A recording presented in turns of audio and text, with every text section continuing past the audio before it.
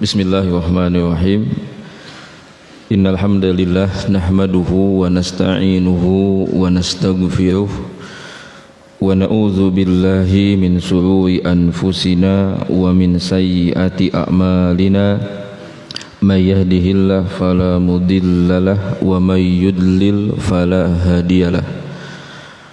Wa ashhadu an la ilaha illallah wahdahu la syarikalah wa ashhadu anna Muhammadan abduhu wa rasuluhu alladzi la nabiyya ba'dah. Allahumma salli wa sallim wa barik ala nabiyyina Muhammadin wa ala alihi wa ashabihi ajma'in. Allahumma inna nas'aluka ilman nafi'an wa rizqan thayyiban wa amalan mutaqabbalan. Allahumma anfa'na bima 'allamtana wa 'allimna ma yanfa'una wa zidna ilman. Allahumma inna nas'aluka al-huda wat-tuqa wal-afafa wal-ghina. Amma ba'du. Alhamdulillah, dengan rahmat dan karunia Allah kita diberikan kesempatan usia, kesempatan hidup di hari yang baru ini. Mudah-mudahan kita mampu memaknai dan mensyukuri nikmat hari yang baru ini dengan cara mengisinya dan meniatkan untuk mengisinya, menjalaninya dengan taubat, dengan amal soleh.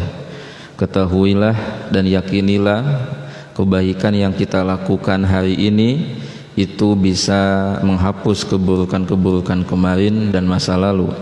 Taubat kita hari ini itu bisa memperbaiki kesalahan kita di masa lalu.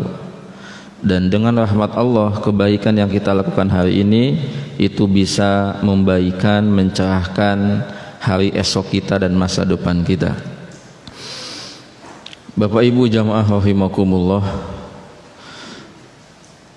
tidak mengaji itu beresiko, ngaji juga beresiko. Tidak mengaji resikonya adalah bodoh, tidak tahu, tidak mengerti, tidak paham. Alhasil hidup dengan hawa nafsunya, hidup dengan prasangka negatifnya, dengan prasangka salahnya, dan tentunya berdosa. Itu resiko tidak ngaji. Tapi ternyata ngaji juga selain punya fadilah, punya keutamaan, punya keuntungan, dapat ilmu yang baru, dapat ketenangan batin, dapat pencerahan, bahkan mendapatkan teman baru, saudara baru, networking baru. Ternyata pengajian juga atau ngaji juga ada resikonya. Apa resikonya? Saya menyebutnya dengan istilah resiko itu sebagai sebuah tuntutan bahwa kita harus bisa mengimplementasikan, mengaktualisasikan, mengamalkan apa-apa yang telah kita pelajari. Ada pembahasan khusus tentang masalah mengamalkan ilmu, mengimplementasikan ilmu. Ada ilmu-ilmu yang itu memang secara langsung harus ada prakteknya, ada pembuktiannya, ada pengamalannya. Ada yang tidak secara langsung.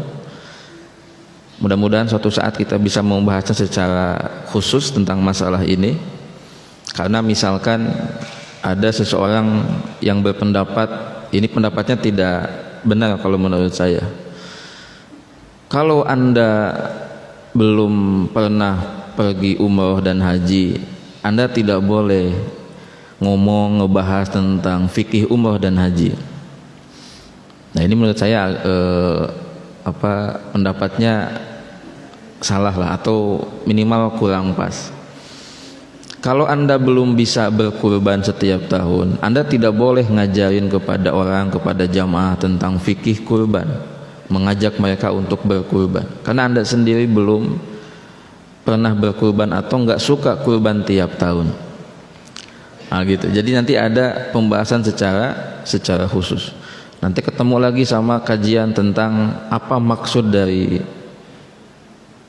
Quran, iman sebelum Quran, adab sebelum ilmu. Itu kalau gagal paham memaknainya akan salah praktek juga. Bapak Ibu jamaah rahimakumullah, subuh kali ini kita akan membahas tentang kajian prophetic parenting, pengasuhan pendidikan anak ala Nabi SAW atau sesuai berdasarkan petunjuk dari Nabi SAW. Pada bulan yang lalu kita membahas tentang pentingnya doa, pentingnya berdoa dan mendoakan anak-anak kita. Berdoa dan mendoakan untuk kebaikan kita, kebaikan anak kita, kebaikan keluarga kita, itu salah satu skill parenting yang harus dimiliki oleh setiap orang tua. Mudah-mudahan Bapak Ibu sudah mempraktekkan, dan saya yakin sebelum kajian itu pun Bapak Ibu sudah mempraktekkan. Ingat kata-kata hikmah dari seorang ulama, ketika Allah menghendaki kebaikan kepadamu, maka salah satu tandanya adalah Allah berikan hidayah kepadamu untuk berdoa. Jadi ketika seseorang oleh Allah diberikan hidayah untuk berdoa, itu pertanda Allah sedang akan menyiapkan sesuatu baginya. Karena berdoa hakikatnya adalah mengetuk pintu Allah. Orang yang kalau mengetuk pintu, pasti suatu saat akan dibuka pintu itu. Jadi bersyukurlah orang yang oleh Allah diberikan hidayah untuk berdoa, suka berdoa, rajin berdoa untuk kebaikan dunianya, kebaikan agamanya, kebaikan akhiratnya. Karena itu pertanda Allah sedang akan menyiapkan sesuatu baginya. Suatu saat di waktu yang tepat Allah akan memberikan apa yang dimintanya. Dan bersedihlah, khawatirlah kepada orang yang selama ini tidak berdoa, tidak merasakan indahnya, asyiknya berdoa. Bisa jadi itu pertanda hati kita keras dan kita jauh dari rahmat Allah Subhanahu wa taala.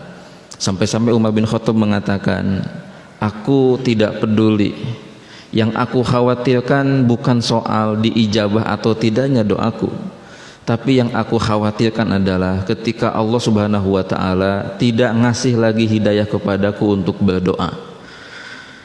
Dalam konteks parenting, pengasuhan pendidikan anak, termasuk dalam hal ini pendidikan untuk murid-murid kita, siswa-siswa kita, santri-santri kita, berdoa, mendoakan kebaikan mereka itu sebuah senjata yang luar biasa. Apa doanya? Yang kemarin disampaikan, silahkan dipilih, mau semuanya juga boleh.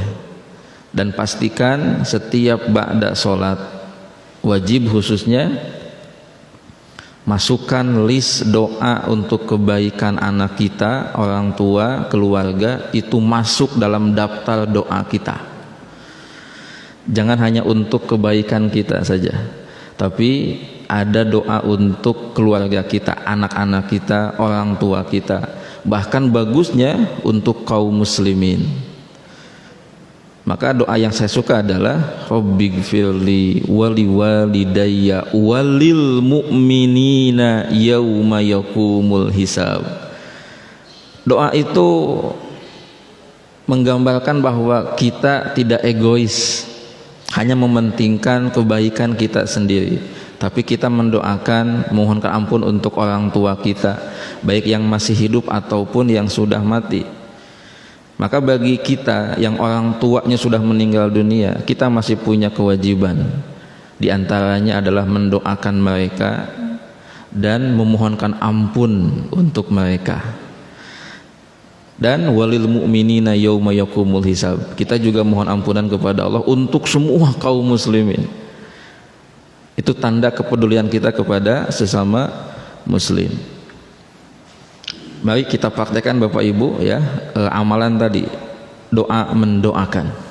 Pak, gimana kalau mendoakan anak batur? Ya boleh juga. Kita jadi kepo, ibu apa isi doanya itu ya Pak, supaya jadi menantu saya. Ya boleh saja, boleh saja, yang penting baik. Nanti ada korelasi sama materi kita pagi ini, kata-kata abawahu fa abawahu, ada yang mengartikan kedua orang tua, ada yang mengartikan ini jama', artinya orang tua kaum muslimin.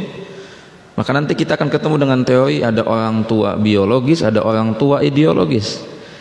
Dan setiap kaum muslimin, orang tua kaum muslimin, kita termasuk orang tua kaum muslimin ini, kita punya tanggung jawab terhadap pendidikan tumbuh kembang anak-anak muslim keseluruhan. Jadi bukan sekedar memperhatikan, memedulikan anak-anak kita secara biologis, tapi juga anak-anak dari kaum muslimin yang lain. Itu diantara pemahaman dari kata fa'abawahu, bukan sekedar orang tua biologis. Baik jamaah rahimakumullah, pagi ini kita akan membahas bagian kedua yang ada dalam buku ini, yaitu tentang fitrah anak. Saya mulai paham kenapa dalam buku ini masalah fitrah, kemudian disebut hadis Nabi SAW, kullu mauludin yuladu alal fitrah, setiap anak dilahirkan di atas fitrahnya. Itu dimasukkan dalam bagian-bagian awal, karena memang ternyata masalah fitrah ini harus kita pahami betul. Apa itu fitrah, seperti apa, agar kita kemudian melakukan proses pengasuhan, pendidikan anak itu berbasis fitrah. Karena kalau tidak berbasis fitrah, nanti kita akan melawan sunnatullah, kita akan kesusahan, dan kita akan sering menemukan atau mengalami kekecewaan karena melawan arus, melawan sunnatullah. Sedangkan fitrah itu bagian dari sunnatullah, bahwa setiap orang, setiap manusia dilahirkan di atas fitrahnya. Sebelum membahas tentang masalah fitrah itu, dalam kitab ini disampaikan kalimat dari Ibnu Qayyim al-Jauziyah tentang masalah parenting. Barang siapa yang dengan sengaja tidak mengajarkan apa yang bermanfaat bagi anaknya dan meninggalkannya begitu saja, berarti dia telah melakukan suatu kejahatan yang sangat besar. Kerusakan pada diri anak kebanyakan datang dari sisi orang tua yang meninggalkan mereka dan tidak mengajarkan kewajiban-kewajiban dalam agama berikut sunnah-sunnahnya. Jadi menurut Ibnu Qayyim al-Jauziyah, hasil dari pengkajian beliau dalam Al-Quran, dalam Al-Hadis, dan pengamatan beliau, bahwa orang tua ini punya peran strategis dalam tumbuh kembang anak. Dalam hal ini beliau menekankan, ketika orang tua melalaikan pendidikan agama, mengajarkan kepada mereka tentang kewajiban-kewajiban dalam beragama, sunnah-sunnahnya, maka akan terjadi kerusakan dalam diri anak itu. Bahkan termasuk kejahatan besar yang dilakukan sama orang tua ketika tidak mengajarkan, mendidikan agama untuk anak-anaknya. Ada satu kalimat menarik yang saya sukai. Anda belum masuk kategori memberikan kewajiban, memberikan hak anak sebelum Anda mengajarkan, mendidikan agama untuk mereka. Betul, ngasih baju, ngasih handphone, ngasih makan, ngasih fasilitas-fasilitas yang lain, itu bagian dari nafkah, betul. Tapi yang hakiki, yang sesungguhnya, yang puncaknya Anda belum lakukan. Apa itu? Mengajarkan, mendidikan anak dengan pendidikan agama. Maka salah satu tafsir dari At-Tahrim ayat 6, ku anfusakum wa ahlikum nar, itu adalah ajarkan didikan agama kepada anak-anakmu, ajarkan mereka untuk bertakwa kepada Allah. Nah, itu salah satu tafsir dari ku anfusakum wa ahlikum nar. Baik, kita langsung masuk kepada pembahasan inti kita tentang fitrah anak. Dasarnya adalah hadis Nabi Shallallahu Alaihi Wasallam, dan kita harus terus mengkaji tentang hadis ini karena studi tentang fitrah juga yang saya perhatikan itu dinamis sekali, terus berkembang. Maka kita perlu untuk memahami hadis yang utama ini dalam masalah pengasuhan dan pendidikan anak. Kullu mauludin yuladu alal fitrah, setiap anak yang dilahirkan itu lahir di atas fitrahnya, di atas fitrahnya. Nah, nyahnya di sini ada yang berpendapat itu kembali ke anak. Jadi anak itu lahir dengan membawa fitrahnya masing-masing. Ada yang mengatakan nyahnya di sana itu kepada Allah, bahwa setiap yang lahir itu lahir di atas fitrahnya, fitrah Allah. Kalau pendapat yang pertama yang kita pakai, berarti setiap anak itu dia punya fitrahnya khusus masing-masing. Jadi masing-masing punya fitrah yang bisa jadi dalam beberapa hal itu berbeda, istimewa, dan tidak dimiliki sama yang lain. Kalau kita memakai yang makna kedua di atas fitrah Allah, berarti ini semua yang lahir itu dalam kondisi fitrah yang sama. Nah, fitrah itu apa? Ada yang menganalogikan fitrah itu seperti fitur dalam handphone kita. Jadi bawaan sesuai kejadian awal dan penciptaan awal. Ada yang mengatakan fitrah itu adalah watak, bawaan. Ada yang mengatakan fitrah itu adalah karakter dasar manusia, sifat dasar manusia yang sifatnya manusiawi. Jadi kalau ada yang mengatakan ya manusiawi, nah itu teh fitrah. Kita tidak mengatakan ya fitrati, enggak, tapi manusiawi. Itu fitrah itu. Gampangnya begitulah. Dia kayak fitur dalam gadget kita, dalam handphone kita, dan dia sudah ada terinstall dalam handphone kita itu. Bisa berfungsi kalau diaktifasikan, kalau digunakan. Kalau tidak, ya jadi unfaidah, sayang loh. Ada yang mengatakan watak, bawaan, karakter dasar, sifat-sifat manusiawi yang dasar. Nah, kalau sudah ngomong sifat-sifat dasar manusiawi, maka kita akan ketemu dengan teori potensi baik, potensi buruk. Fa'alhamaha fujuraha wa taqwaha. Jadi kita itu diberi oleh Allah ujian berupa potensi baik, potensi buruk, potensi takwa dan potensi fujur, kefasikan. Nah, berani nggak kita mengatakan dengan istilah ada fitrah baik dan fitrah buruk? Di beberapa literatur yang saya baca, kebanyakan kalau ngomong fitrah itu yang positif. Sedikit yang berani mengatakan ada fitrah yang buruk. Misal, berbuat salah, berbuat dosa, itu fitrah manusia. Nggak sedikit Pak, Bu, yang agak berat ngomong begitu tuh. Karena punya pemahaman awalnya fitrah itu baik. Bahkan ada yang mengatakan suci, kullu mauludin yuladu alal fitrah, setiap yang dilahirkan itu lahir suci, bersih dari dosa. Betul, bersih dari dosa. Dia nggak punya beban dosa. Hatta sampai anak yang lahir dari hasil perzinahan, dia tidak menanggung beban dosa orang tuanya yang berzina. Dia bersih dari dosa, gitu. Nah, sehingga berat untuk mengatakan fitrah dalam keburukan. Nah, makanya saya sampaikan apa saja fitrah-fitrah manusia.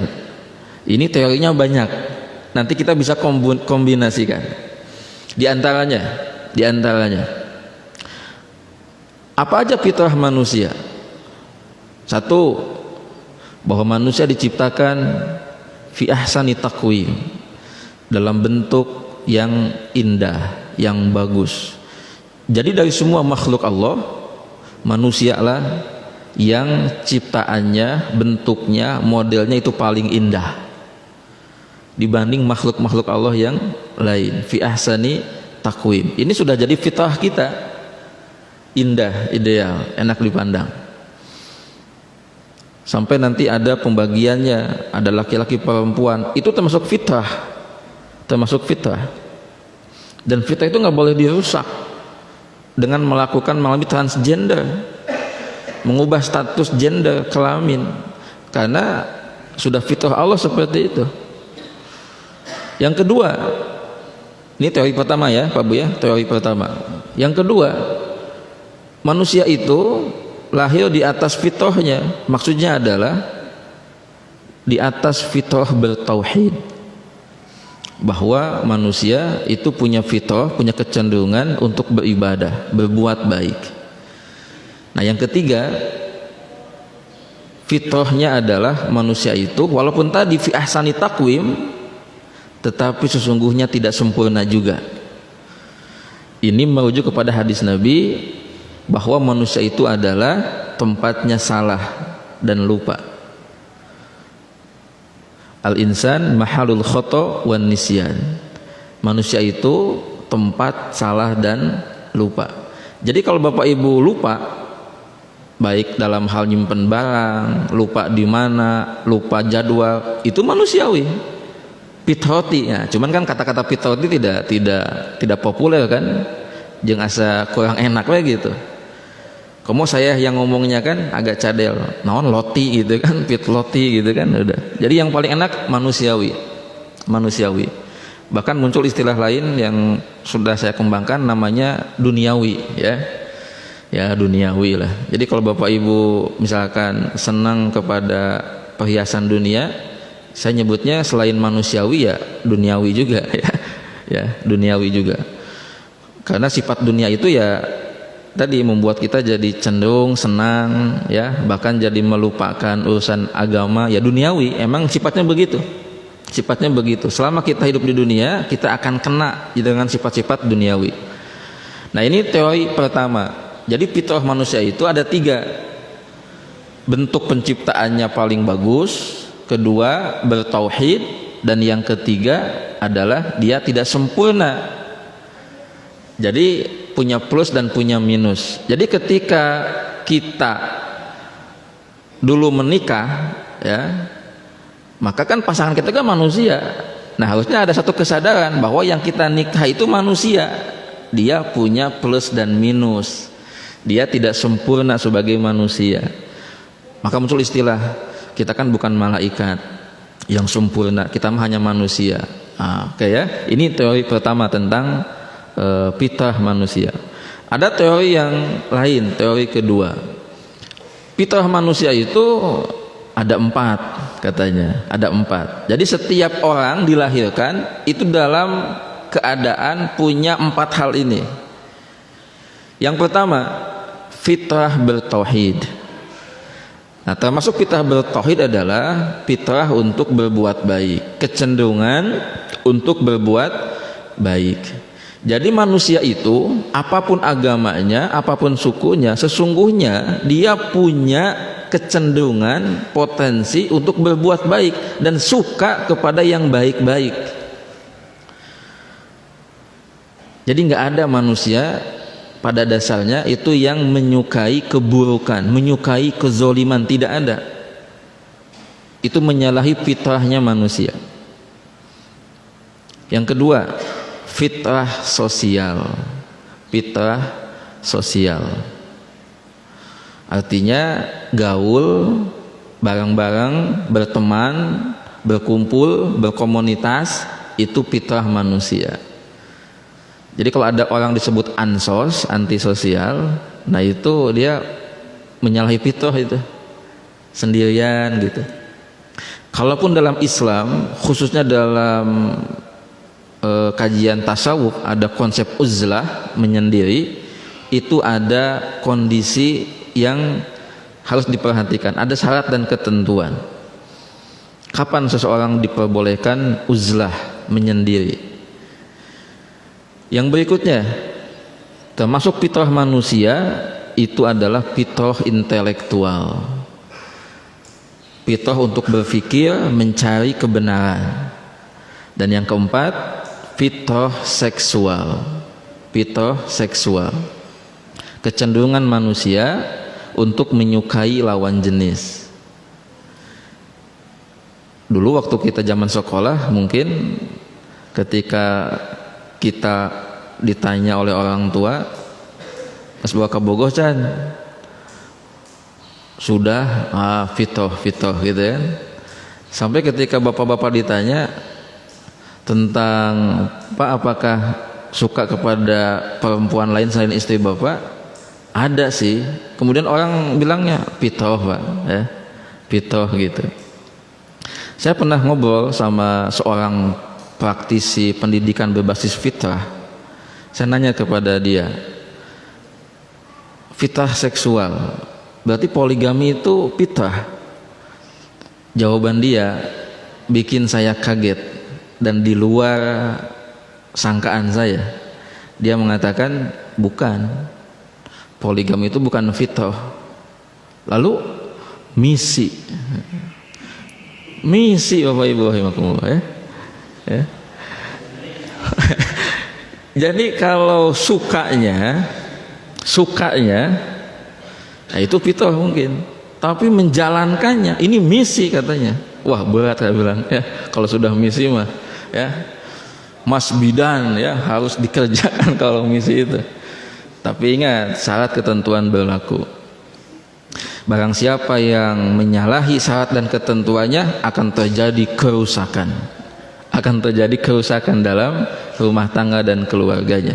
Ada syarat dan ketentuan yang berlaku. Jadi kalau Bapak mau berpoligami, penuhi dulu syarat dan ketentuannya, ya. Kalau ibu suaminya meminta poligami, ibu juga harus bantu cek syarat dan ketentuannya. Kalau sudah terpenuhi, ya belajarlah untuk mendukung, ya, gitu. Tapi kalau belum, ibu harus berani mengatakan jangan ayah, jangan. Nanti akan terjadi maldorot, kerusakan, ya, gitu. Jadi ketika ada cerita seorang suami begitu pede mengatakan kepada istrinya, "Mah, matahari itu sayang kalau sinarnya hanya dinikmati oleh sebagian saja, ya. Saya ini adalah matahari, mah. Sayang kalau cahaya ayah ini dirasakan oleh satu orang saja." Apa kata istrinya yang sangat cerdas, bertahun-tahun bareng sama suaminya? "Mama setuju ayah, mama setuju." Suaminya GR tuh. Wah, tapi sayang, bertahun-tahun ayah bareng sama mama, ayah belum jadi matahari, ya. Ayah baru jadi lilin atau patromak yang kalau disimpan di ruang tamu, dapur poek, ya, teras poek, ya, gitu. Ini artinya boleh-boleh saja seorang suami itu, ya, GR gitu kan, ada niatan, kepikiran, tapi tadi harus ngukur diri dulu. Dan istri yang cerdas kan tahu gimana suaminya itu.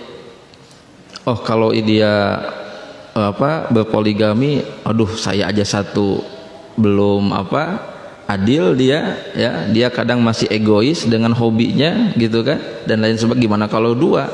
Khawatir terjadi kerusakan, ada kemadharatan seperti itu. Tapi yang jadi tantangan ketika istrinya juga sadar suaminya itu matahari, apakah dia mau merelakan? Nah, seperti itu. Tapi tentang poligami yang pasti jangan percaya kalau ada mau ustadz yang ngomong, mau mubalik atau kiai yang mengatakan ibu-ibu mau nggak masuk surga lewat jalan tol, jalur cepat. Kalau ibu-ibu mau, caranya adalah mau di madu.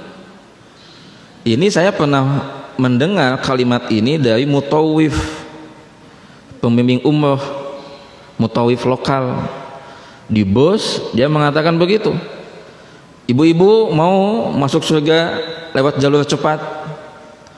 Mau tahu caranya?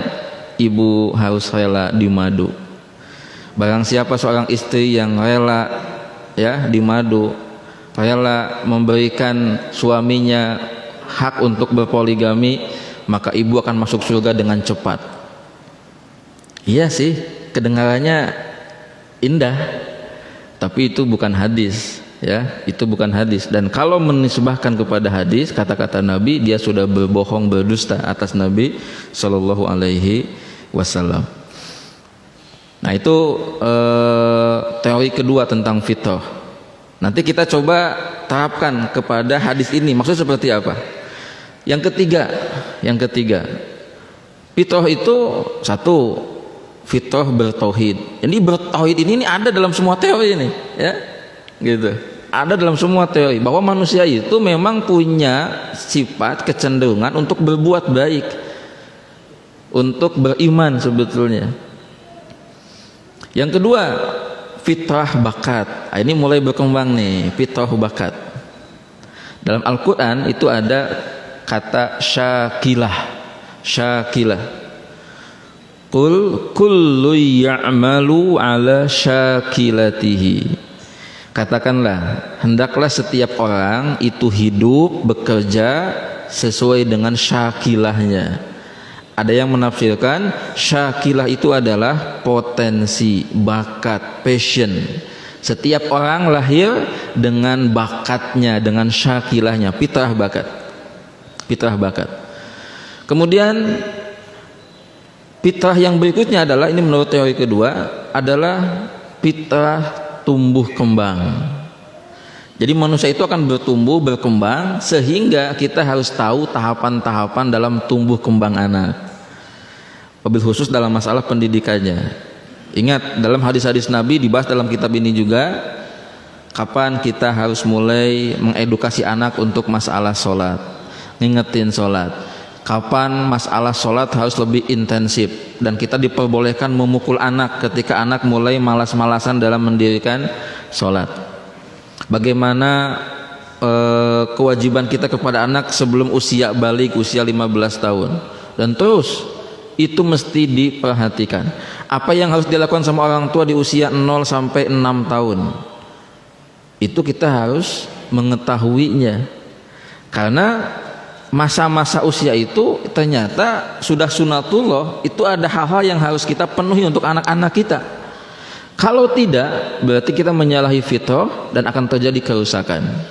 Contoh, kita sudah pada paham bahwa di usia 7 tahun kita disuruh oleh Nabi untuk mulai memperhatikan masalah sholat anak kita. Suruhlah anak-anakmu untuk mulai latihan mendirikan sholat ketika anakmu usia 7 tahun. Itu sudah menjadi fitrah tumbuh kembang. Jadi konsep pendidikannya dalam masalah sholat itu start 7 tahun sudah harus mulai disuruh untuk membiasakan sholat. Ketika orang tua abai, ketika orang tua meninggalkan fitrah tumbuh kembang ini, pas anak cucunya udah masuk 7 tahun, orang tua, kakek neneknya tidak mulai aktif mengingatkan, mengajak, membawanya ke masjid, membiasakan, melatihkan, perhatikanlah, akan terjadi kerusakan. Usia 8, 9 masih diabaikan, alasannya belum balik, belum gede, masih kecil. Terus sampai nanti dia remaja, konsep sholat, nilai sholat, motivasi sholat belum terinstal dalam diri dia. Jadi Bapak Ibu, sebetulnya kita bisa mengetahui alasan sebab kenapa ada orang usia sudah 30, 40, 50 ngeskolot tapi tak sholat. Udah tahu kita alasan sebabnya, tahu jawabannya, karena waktu kecilnya dia tidak dididik sesuai dengan tumbuh kembang sunnah fitrah tumbuh kembang anak. Jadi ketika kecilnya itu sama orang tuanya diabaikan, dilalaikan, diantep. Kenapa orang tua bisa begitu? Karena orang tuanya awam, jahil, tak ngaji. Ingat tadi, resiko tidak ngaji apa? Jadi bodoh. Ketika bodoh apa? Dia tidak ngerti, tidak paham, tidak tahu, akhirnya jadi menyalahi sunatullah, menyalahi fitrah, ya.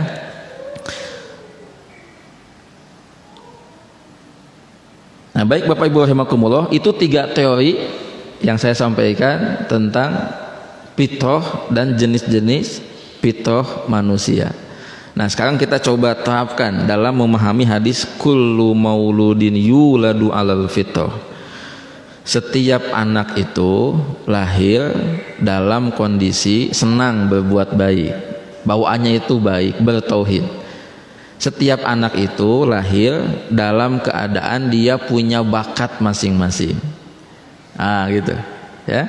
Setiap anak itu lahir dia dengan membawa potensi senang kepada keilmuan, belajar, senang nalar, senang untuk bergaul. Itu kalau kita pahami hadis ini dengan tadi teori-teori tentang masalah fitrah. Wa innama abawahu, maka kedua orang tuanya lah. Ini ada yang mengartikan kedua orang tua, ada yang mengartikan tadi ini adalah orang tua yang bisa jadi adalah orang tua kaum muslimin secara keseluruhan. Berarti orang tua biologis dan orang tua ideologis yang sifatnya lingkungan. Yuhawidanihi, yang menjadikan dia Yahudi, au yumajjisanihi atau Majusi, au yunasironihi atau Nasrani. Anak lahir kondisinya, wataknya, bawaannya, fiturnya bertauhid, berislam. Tapi ketika sudah lahir, nah ternyata ada faktor eksternal yang bisa mempengaruhi fitrah itu, yaitu siapa? Orang tua, sentuhan orang tua, didikan orang tua, pengaruh orang tua. Dan mereka lah yang bisa menjadikan dia Yahudi, Majusi atau Nasrani. Berarti fitrah itu bisa berubah. Ada istilah dari seorang teman, fitrah itu bisa ruksak, bahkan bisa diruksak, gitu. Nah, Bapak Ibu rahimakumullah, lalu apa hikmahnya untuk kita dalam masalah parenting? Hadis yang tadi kita bahas itu. Yang pertama, mari kita asuh, kita didik anak-anak kita itu sesuai dengan fitrahnya, ya, fitrahnya. Bagaimana caranya?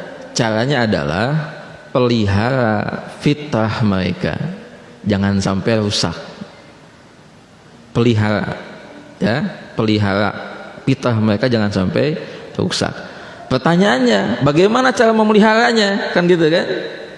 Gitu. Bagaimana cara memeliharanya? Peliharalah fitrah-fitrah anak sesuai dengan sunatullah. Masih bingung juga kita kan? Sesuai dengan sunatullah. Apa itu sunatullah? Hukum sebab akibat dalam beragama, termasuk dalam kehidupan. Contohnya apa? Pelihara fitrah bertauhid anak-anak kita itu dengan sebab mengajarkan mereka pendidikan agama. Jadi apa yang kita lakukan Bapak Ibu? Ngajarin anak ngaji, masukin anak ke TPA, ke dinia, ke sekolah agama, sampai ke pesantren. Itu dalam rangka menjaga fitrah bertauhid anak kita, dalam rangka menjaga fitrah baik anak kita. Kenapa kita bawel sama anak kita?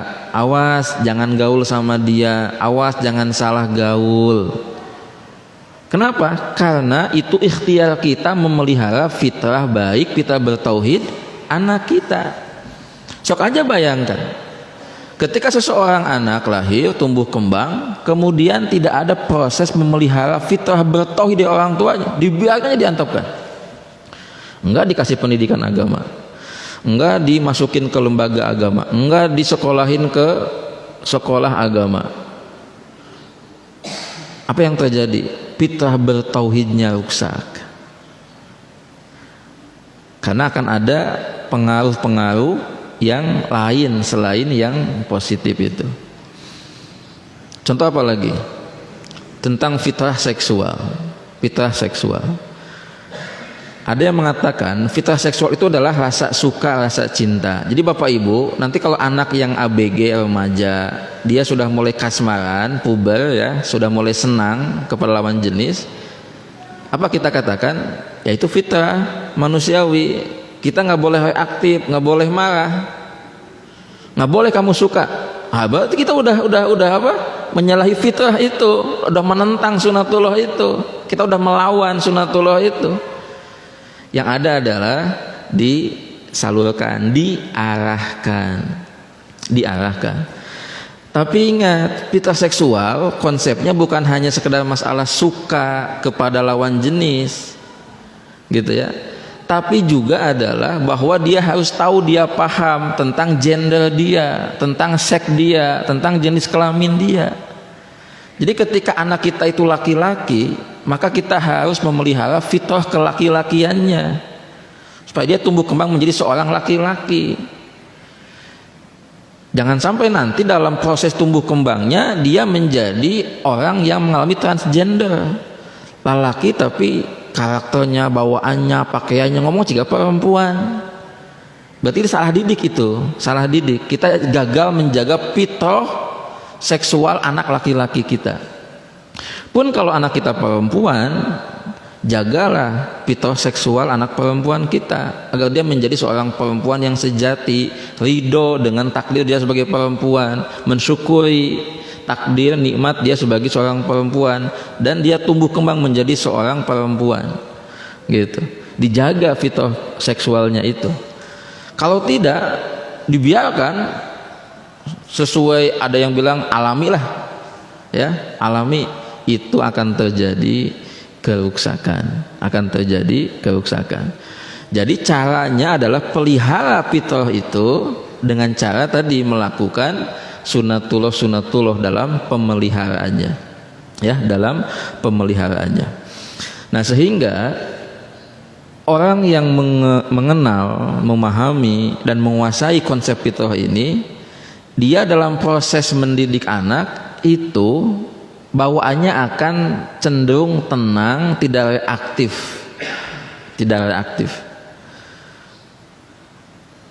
Jadi nggak terlalu, kalau misalkan kecewa pun dengar berita buruk, dia nggak akan terlalu kecewa juga. Contoh, anak kita di sekolahnya berantem, melanggar peraturan. Kita mungkin kecewa, marah sebagai orang tua.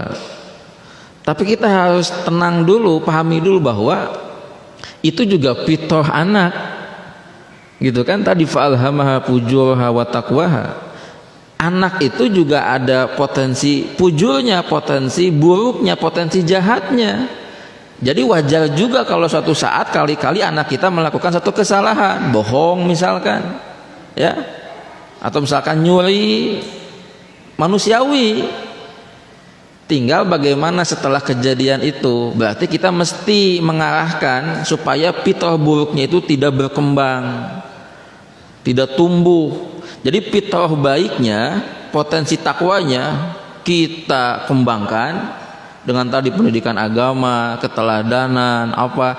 Nah, fitrah buruknya, potensi fujurnya kita kendalikan, kita rendam. Jangan sampai dia tumbuh, gitu. Jadi sebetulnya kita harusnya lebih tenang, lebih rileks dalam pengasuhan pendidikan anak. Termasuk dalam konteks tumbuh kembang, bisa jadi setiap anak itu punya momentum waktu yang berbeda dengan anak yang lain dalam hal perubahan, dalam hal kedewasaan. Jangan samakan anak kita dengan anak yang lain dalam sisi tumbuh kembang, kedewasaannya, perubahannya. Nggak sedikit orang tua yang mengatakan, kamu ini kok beda sama dia, sama-sama SMP udah remaja, udah SMA, kok kamu belum gini.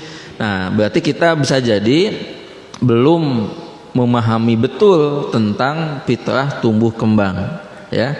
Jadi yang fokus kita mah Bapak Ibu rahimakumullah, pelihara fitrah anak kita dengan cara melakukan sunatullahnya sebab akibatnya.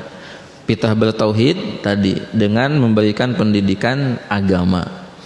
Kemudian fitrah seksual, jaga dia, bantu dia untuk meridhoi, mensyukuri takdir gendernya. Dan ketika dia mulai ada rasa suka, arahkan bahwa agama kita sudah punya rule, sudah punya aturan tentang masalah perasaan suka, perasaan cinta. Nanti dia akan belajar sehingga rasa sukanya itu akan disalurkan.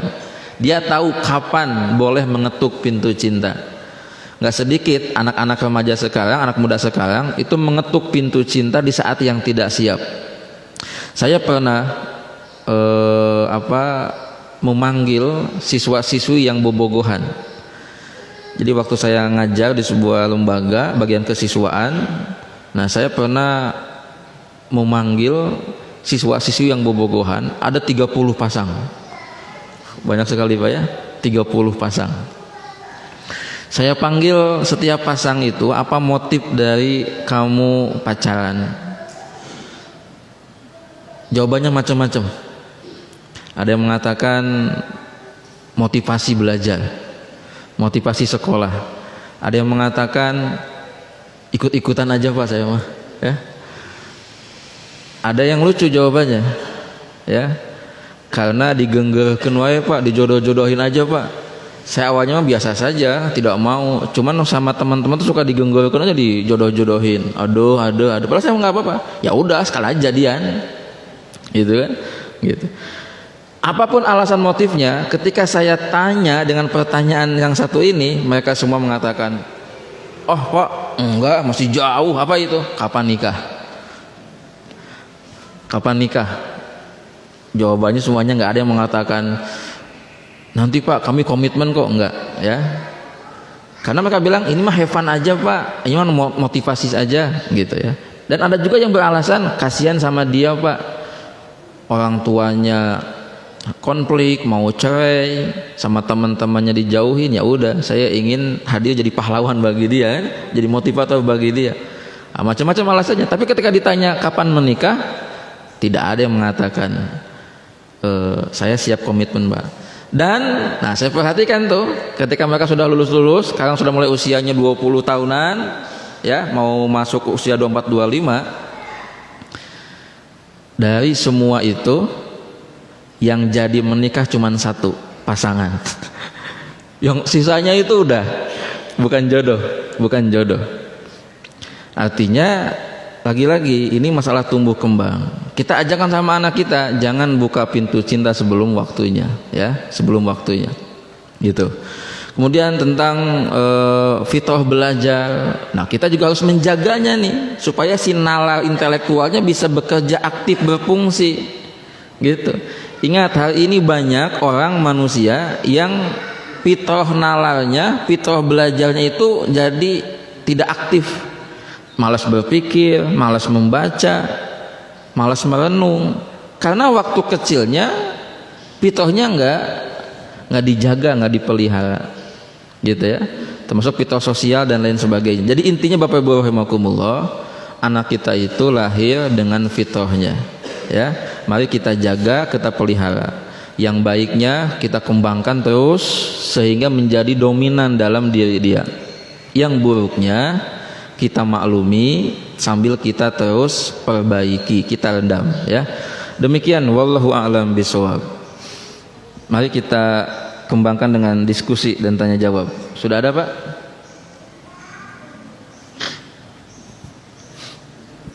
Terus dipilah-pilih Pak yang sama gitu, maksudnya kalau ada yang sama temanya bisa digabungkan. Kebetulan beda-beda ini. Beda-beda. Ini pertanyaan yang 2 minggu yang lalu ya kalau tidak salah. Jika menyuruh anak untuk sholat dengan cara halus pertamanya, tapi susah lama-lama dibentak, susah juga, akhirnya dengan berdoa tapi belum juga berubah. Ya, nuhun. Bapak Ibu rahimakumullah, yang bisa kita lakukan dan itu ada dalam wilayah kendali kita, itu adalah melakukan apa yang menjadi kewajiban kita. Tentang hasil itu di luar kendali kita. Udah itu mas serahin kepada Allah. Dalam konteks apapun, termasuk dalam konteks parenting ya, antara kita dan anak, kita punya kewajiban, ataupun suami istri, suami punya kewajiban kepada istri, pun sebaliknya, orang tua kepada anak, fokuskan kepada kewajiban. Karena itulah yang ada dalam kendali kita. Tinggal kita memperbaiki cara-cara kita melaksanakan kewajiban kita. Tentang hasil itu di luar kendali kita. Hari ini banyak orang tua pusing fokus kepada hasil dan melalaikan proses, melalaikan kewajiban yang padahal itu ada dalam kendali dia. Ya. Jadi masukan dari saya, sabar, fokus kepada kewajiban, itu menjadi ladang pahala buat kita karena kewajiban yang kita lakukan.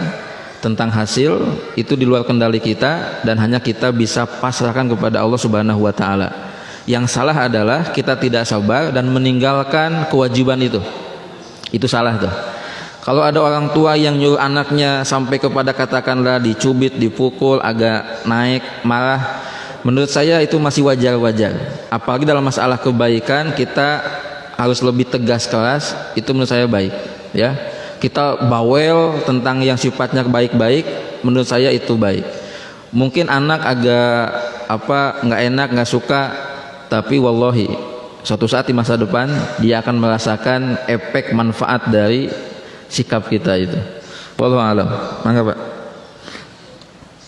Selanjutnya, Assalamualaikum Pak Ustadz. Apa yang harus kita lakukan pada suatu kondisi anak kita berhasil di sisi akademisnya, namun agamanya menjauh dikarenakan pola pendidikan di sekolahnya? Misalnya pada jam sholat selalu ada aktivitas atau pendidikan.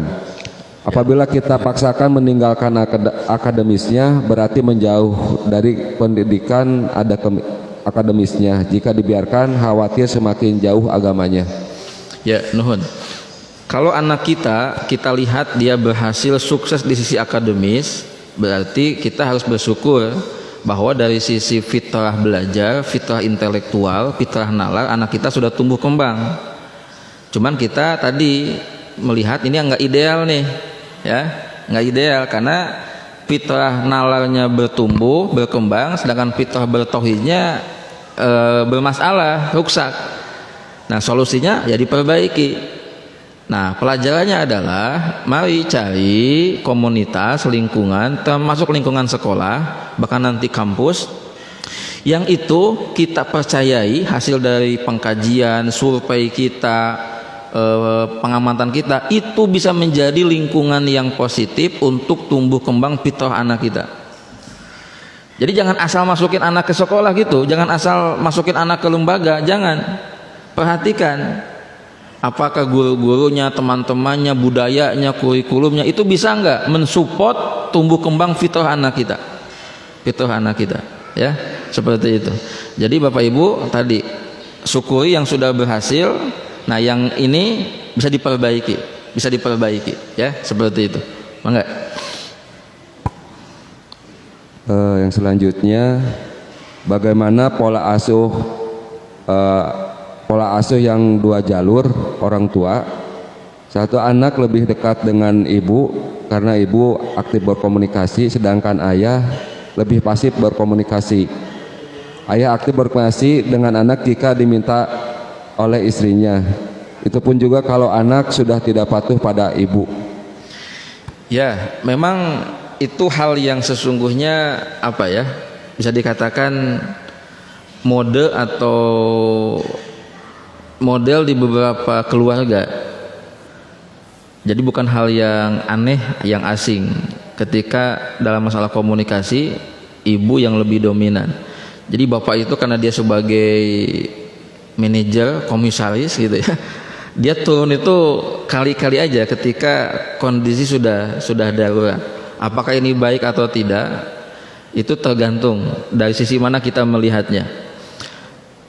Dalam konteks pengalaman saya pribadi, memang anak-anak dalam beberapa hal itu dengan ibunya lebih sering, gitu kan. Artinya ketika ibunya dalam hal tertentu nyuruh, anak belum mentaati, tiba-tiba ketika saya yang mulai nyuruh, anak mulai mentaati, nah itu kan satu kondisi yang menarik juga untuk diperhatikan. Dan mungkin bapak-bapak juga mengalami kondisi seperti itu. Yang jadi salah adalah ketika tadi bapak jarang komunikasi, sudah mah jarang komunikasi dalam artian tidak sering ngobrol, dengerin cerita, sharing, main, ditambah dia tidak peduli dengan pendidikan anak dengan mengatakan istilah urusan anak, pendidikan anak kamu yang tanggung jawab, bilang kepada istrinya. Itu salah, itu salah, ya, itu salah. Itu mah masalah teknis Pak ya, masalah teknis. Wallahu a'lam bishawab. Mangga. Yang terakhir. Assalamualaikum Pak Ustadz. Waalaikumsalam. Apakah bakat atau kepintaran anak itu seperti orang tuanya juga termasuk fitrah? Contoh, bakatnya seperti bapaknya, pintarnya seperti ibunya. Bakatnya seperti mungkin kalau saya sotoi begini ya. Ini sotoi itu artinya sok tahu ini ya. Tadi apa kalimatnya? Bakatnya kayak ibunya, kayak bapaknya. Bakatnya seperti bapaknya, pintarnya seperti ibunya. Pintarnya, oh pintar. Dikira pitohnya ya, pintarnya. Oke. Bakatnya kayak bapaknya, pintarnya kayak ibunya. Berarti ada perpaduan dua gen ya, dua nilai. Baguslah, bagus. Sampai kepada anak yang ganteng cantik pun kan kita juga suka mengatakan anak siapa dulu dong, anak papa. Langsung diklaim tuh, berarti dia ngikutin papahnya. Jadi Bapak Ibu rahimakumullah, memang fitrah yang tadi kita pelajari ada fitrah bakat, intelektual, bertauhid, beragama. Tadi ini menarik nih. Bisa nurun nggak? Ya, bisa nurun nggak? Ya kalau kita pakai teori nasnya, saya belum menemukan. Tapi kalau lihat hadis ini, itu punya pengaruh, gitu. Dan di pengamatan kehidupan nyata kita melihat itu ada pengaruh, walaupun tidak semuanya. Contoh, bapaknya yang suka mengbal, itu anaknya jadi suka mengbal juga, walaupun tidak semua. Jadi bapaknya suka mengbal, anaknya suka mengbal, itu hampir 90% itu. Tapi kalau anak orang tuanya nggak suka mengbal, anaknya suka mengbal, itu juga ada, tapi sedikit. Yang orang tuanya dia militer, anaknya di militer, itu banyak. Tapi yang orang tuanya biasa, anaknya di militer, itu ada, tapi nggak sebanyak yang tadi, gitu. Jadi ada turunan bakat itu, ya, ada gen, ada bawaan. Bahkan nggak sedikit kesamaan itu diupayakan, bahkan diskenariokan, didesain sama orang tuanya. Contoh, si A ini ustadz, kemudian dia menginginkan, mencita-citakan bahwa anak-anaknya itu jadi ustadz semua. Karena orang tuanya udah punya cita-cita begitu, maka didesain itu, dikondisikan itu. Itu boleh-boleh saja. Tapi ada yang orang tuanya tidak begitu. Anak saya mah gimana takdirnya saja, tajri alal maqadir, nggak bisa saya setir, nggak bisa saya kondisikan, sesuai dia saja. Ada yang begitu. Makanya kita melihat ayahnya ustadz, anak-anaknya beda-beda, ada yang jadi dokter, jadi insinyur, ya, dan lain sebagainya. Nah, Pak, itu kan masih positif lah. Gimana kalau ada cerita orang tuanya guru agama, ustadz, anaknya preman? Nah, itu gimana? Nah, berarti itu bisa jadi tadi ada proses pemeliharaan fitrah yang gagal. Hapunten nun sewu. Saya pernah mendengar ada kalimat dari seorang anak yang ayahnya ustadz. Bilang sama saya begini, Om, ayah saya itu kalau dari sisi keustadan berhasil, tapi jujur kalau dari sisi keayahan di keluarga gagal. Menurut saya dia bukan ayah yang baik, yang ideal. Tuh ada yang bilang begitu, ya. Artinya tidak menjamin dia seorang ustadz, seorang kiai itu bisa menerapkan pendidikan berbasis fitrah kepada anak-anaknya, gitu ya. Dan gak sedikit loh Pak Bu ya, para guru agama, ustadz karena sibuk berdakwah keluar jadi melupakan pendidikan anak-anaknya. Ya, wallahu a'lam bishawab. Jadi ada ini ya, jadi ada kombinasi antara kebaikan ibu sama bapak. Ya, pintarnya ke ibu, bakatnya ke bapak. Ah, pas nuburukna mung tanggung jawab itu, ya, gitu.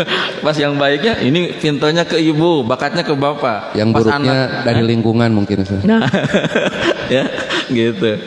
Ya itu mah nggak usah diungkapkan, tapi di istighfaran gitu mah ya. Astagfirullah, ciga orang ya dulu gitu, gitu.